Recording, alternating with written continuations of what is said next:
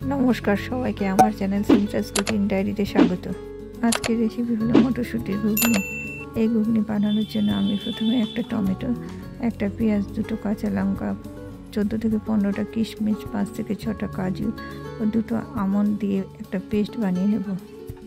হ্যাঁ, এই ঘুগনিতে কাজু, আমন্ড ও কিশমিশ ম্যাজিক্যাল ইনগ্রেডিয়েন্টসের কাজ করবে। আপনারা চাইলে পেঁয়াজ স্কিপ করতে পারেন। এরপর 250 গ্রাম মটরশুঁটি ও একটা আলু ভালো করে সেদ্ধ করে নিয়েছি। এরপর কড়াইয়ে 2 টেবিল চামচ তেল দিয়ে জিরে, শুকনো লঙ্কা ও দুটো তেজপাতা ফোড়নে দিয়ে বেটে রাখা মশলা দিয়ে দেব।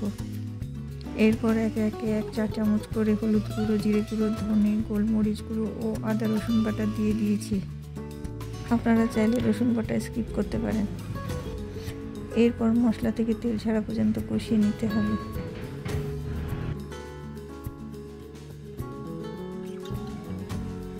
এরপর সেদ্ধ করে রাখা আলু হাতের সাহায্যে হালকা ম্যাশ করে দিয়ে দেব।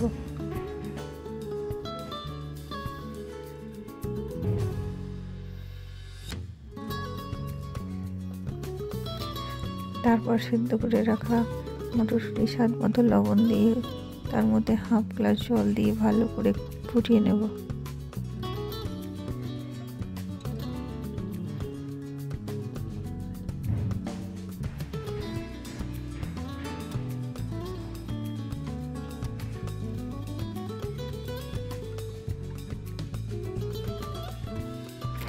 শেষে হাফ চা চামচ গরম মশলা ও 1 টেবিল চামচ কসুরি মেথি দিয়ে নামিয়ে নেব।